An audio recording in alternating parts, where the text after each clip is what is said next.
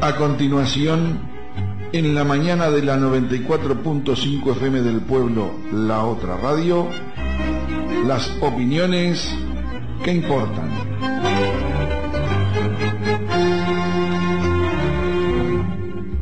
Los contenidos emitidos en este espacio no son responsabilidad de la emisora. En las opiniones que importan, contamos con la colaboración del doctor Rómulo Rodríguez Canzani. Nacido en Mendoza, quinta sección, en el año 1935. Familia de origen netamente campesina, cursó escuela rural, recibido de doctor en medicina en el año 1967. Tuvo militancia estudiantil y gremial universitaria. Integró el MLN, Movimiento de Liberación Nacional Tupamaros. Preso político hasta el año 1985. Reintegrado después de su liberación a los cargos obtenidos por concurso, militando hasta la fecha. En las opiniones que importan, Rómulo Rodríguez Canzani. Lunes. Minutos después de las 10 de la mañana por 94.5 FM del Pueblo, La Otra Radio.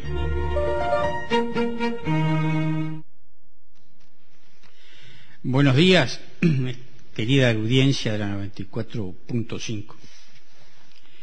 Hoy vamos a tratar un tema que le pusimos como nombre el impuestito. Hace unos años, más de 10 años, asistimos a ciertas convocatorias políticas en el marco de una peregrina concepción de la acumulación política, sobre la que teníamos ciertas dudas acerca de que esa experiencia no terminaría dominada por la concepción político-electoralista orientada a la casa del voto. Y allí vimos con sorpresa una insólita consigna enarbolada por los supuestos potenciales aliados futuros. Y esa consigna era, escrita en aquellas pancartas, rentabilidad o muerte. No era libertad o muerte, era rentabilidad o muerte. Por esos años, sin embargo, la demanda de tierras para arrendar ya superaba a la oferta de tierra, con lo que estaba claro que no era cierto que no hubiera rentabilidad, por lo menos para los grandes. Nadie arrienda campo si luego de pagar la renta y los costos de producción no le queda en la mano una ganancia aceptable. Los empresarios no son tontos. Por esos años empezaba la invasión ya de nuestras tierras por los oligarcas argentinos, enemigos jurados del gobierno de la presidente doctora Cristina Fernández y antes del gobierno del doctor Kirchner. Por entonces, el empresario brasileño Correa compraba 100.000 hectáreas de buenas tierras en el Uruguay.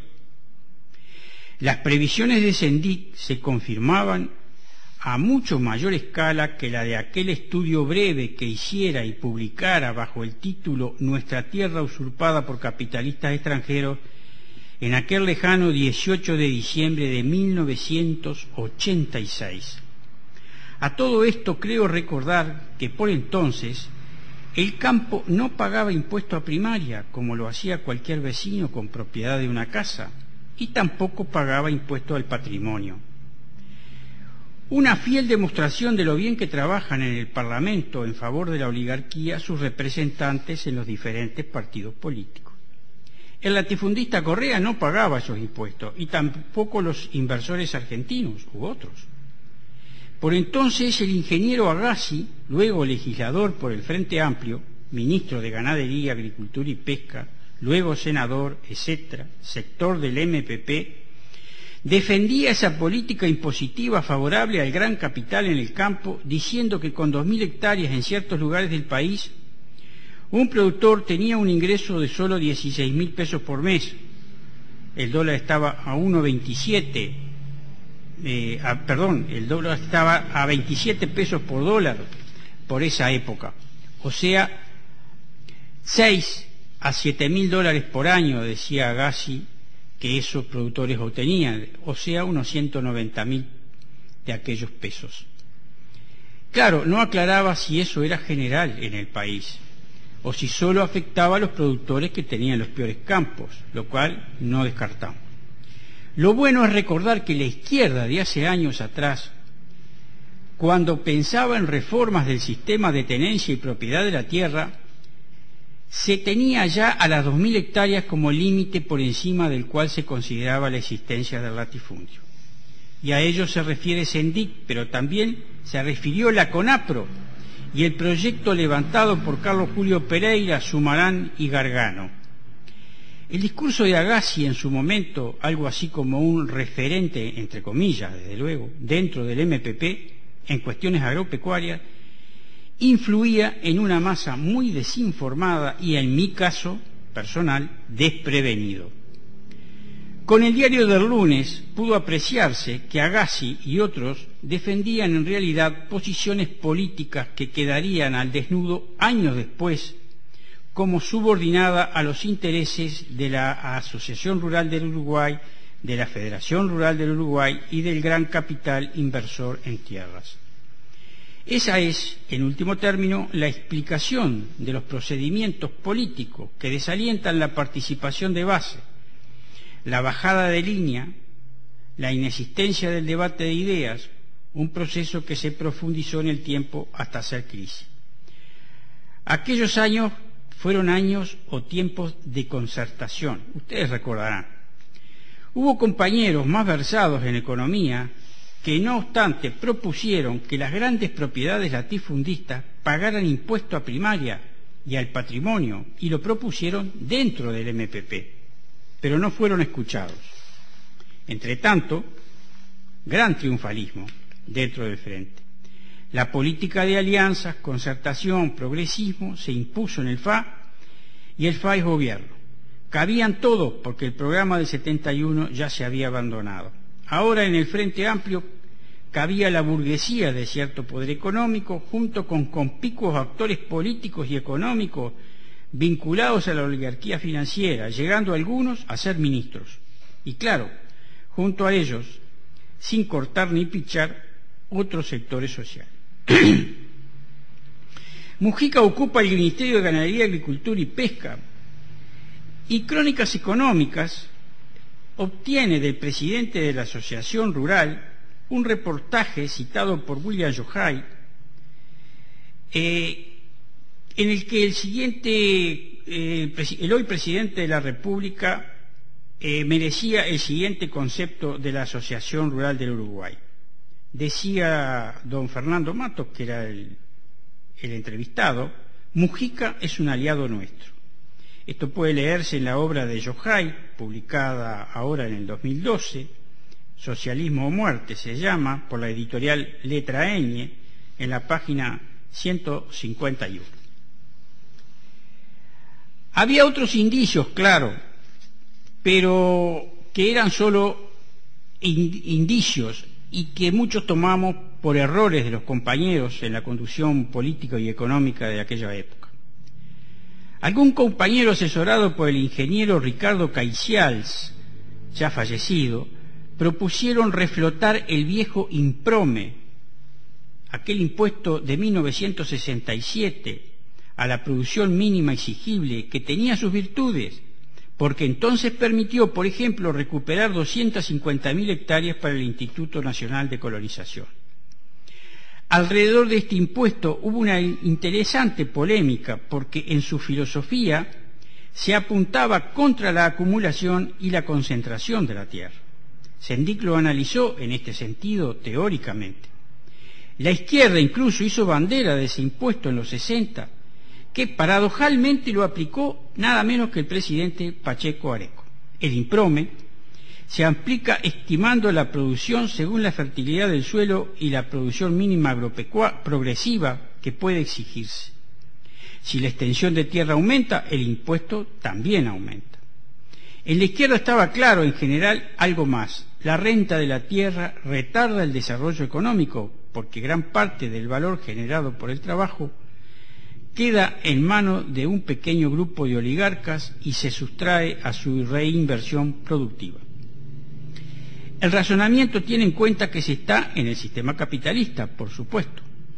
Los teóricos burgueses, igual que hoy, están en contra del IMPROME y de todo impuesto a la tierra. Su argumento es que eso hace caer el precio de la tierra y que ello lleva a que los empresarios no inviertan en mejoras para producir más, y entonces, como la tierra se abarata por los impuestos, compran tierras y la propiedad de la tierra aumenta, se acumula y se concentra. Pero es falso.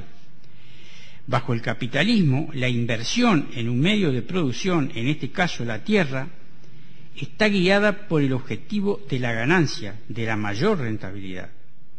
El precio de la tierra sube porque hay demanda de tierra, porque las materias primas tienen altos precios y eso hace que la gente busque tierra. En los 60, en otro contexto, pasaba lo mismo y además, por la inflación, la tierra tenía en aquel momento una gran demanda como reserva de valor. El IMPROME funciona contra la acumulación y concentración de tierra, porque exige producción mínima y porque grava el aumento de la superficie. Bien, pero el intento de reflotar el IMPROME fracasó. El neolatifundio no tiene impuestos, lo cual demuestra el buen control que la alianza de la oligarquía con el imperio tiene del gobierno. Tampoco tiene pena la producción estancada, disimulada porque los precios internacionales son altos. Aumentan los precios, pero no el tonelaje producido. Así pues, el lío entre Astori y Mujica acerca de este famoso impuestito de ahora es puro humo. Los dos están en la línea del gran inversor financiero. Hay estudios recientes que muestran que los latifundios de más de 2.000 hectáreas embolsaron entre el 2003 y el 2010 31.000 millones de dólares.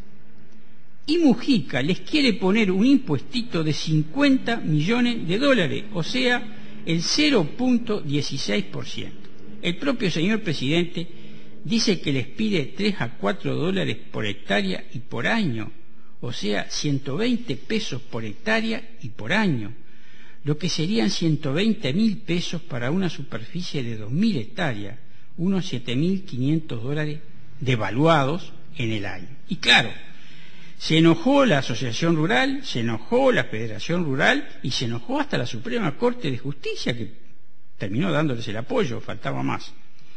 Y parte del Frente Amplio se puso en contra, porque son gente de palabra, y hay que ver y respetar la concertación que hicieron 12 años atrás, que movilizó a tantos detrás de la consigna rentabilidad o muerte. No libertad o muerte, sino rentabilidad o muerte. La rotura de caminos, carreteras y puentes que produce la sacada de troncos por los otros socios de la oligarquía ya no podrá resolverse con el impuestito del señor presidente. Pero eso ya lo va a resolver Astori, con igual filosofía tributaria con que aplicó el IRPF, que era la traducción al lenguaje real del verso de aquello que decía el doctor Vázquez, que pague más el que tiene más. Cuando se aplicó ese eslogan, terminó pagando el trabajador y fue exonerado de impuesto el gran capital. Eso sí, cuando aparezca el proyecto del impuestito que está elucubrando Astori, vendrá acompañado de supertecnicismos y adornos y seguramente pagará el pueblo. Es un tema departamental todo esto también, porque aquí tenemos latifundio, forestación, caminos rotos por el gran tonelaje de los camiones, etcétera. Pero no crean que vaya a convocarse al pueblo al debate abierto.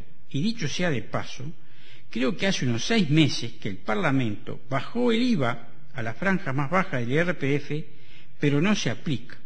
¿Por qué no se aplica? Vamos a volver sobre estos y otros temas parecidos. Gracias, audiencia.